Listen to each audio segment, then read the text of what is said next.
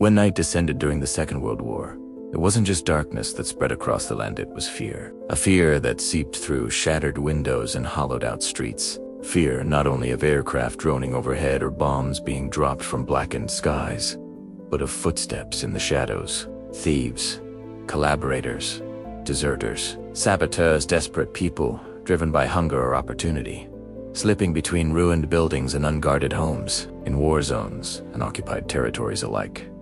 Families faced the unsettling reality of defending their homes without electricity, without alarms, without the comfort of modern locks.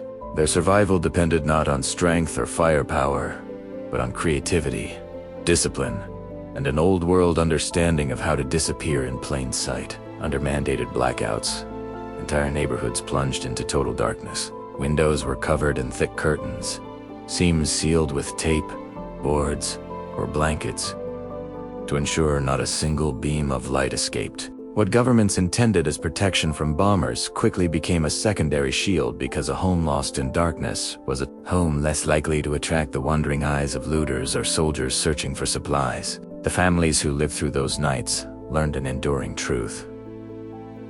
Visibility is vulnerability. In times of crisis, the house that glows is the house that gets visitors, so they learned to control every spark of light. Candles were hidden behind makeshift shades. Lanterns were placed low. Children were taught to stay away from windows, and even a cigarette ember was shielded behind cupped hands. Darkness became a cloak, a simple but powerful form of defense, where light discipline protected the home from being seen. Sound discipline protected it from being heard. Silence was survival. In occupied France, the Netherlands, Poland, where danger-locked families mastered the art of quiet living. Doors were padded with cloth to muffle hinges.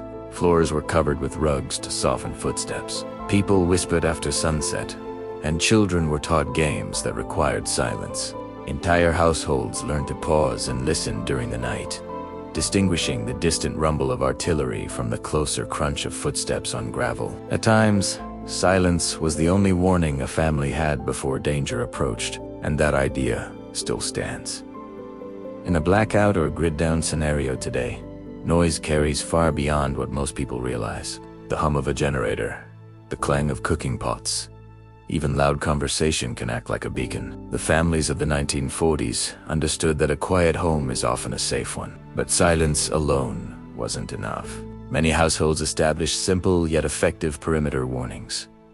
Most improvised systems, designed not to stop intruders but to alert the people inside. Farmers strung thin wires hung with tin cans along the edges of their property. Families in bombed-out cities left loose stones and rubble around entry points so that anyone approaching would create noise. Dogs were trained with specific signals: one bark for warning, multiple for immediate danger. These low-tech early warning traps offered precious seconds to act, whether that meant waking the children, moving to a safer room, or preparing to escape. Even today, the principle remains unchanged. You, Dante, need to confront an intruder. You detect them early enough. Simple tools, crushed, gravel walkways, discreet noise lines. Even passive light scan warn a homeowner before danger reaches the door. When direct defense became too risky, many families turned to deception. Homes were painted to look abandoned.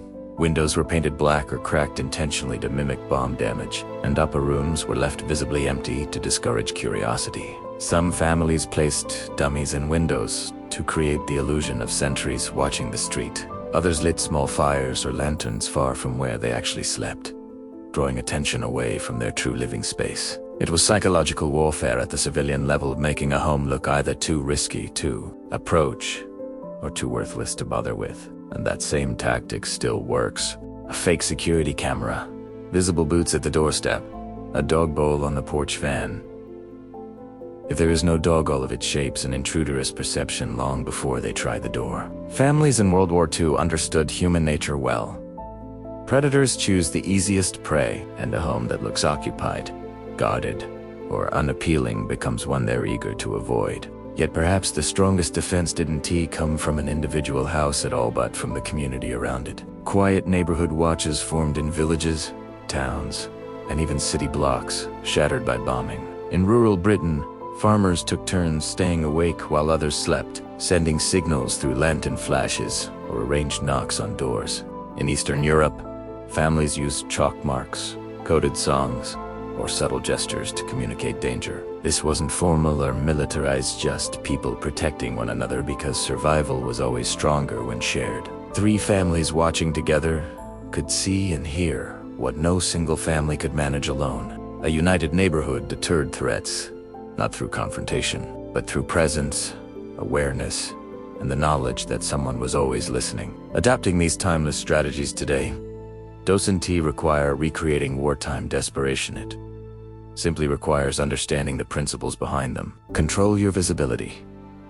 Manage your noise. Build simple but effective early warning systems. Use deception to shape perception. And above all, create a network of people you trust. Technology may fail, lights may go out, but discipline, awareness, and community remain powerful tools. The families who survived the blackouts of World War II weren't stronger or better armed. They were attentive, resourceful, and clever. They understood that real home defense isn't just about weapons or fortifications. It's about staying unseen, unheard, and unpredictable. It's about preventing a threat long before it reaches your door. The lessons they left behind remain valuable today, not just for historians, but for anyone who believes preparedness begins long before crisis strikes.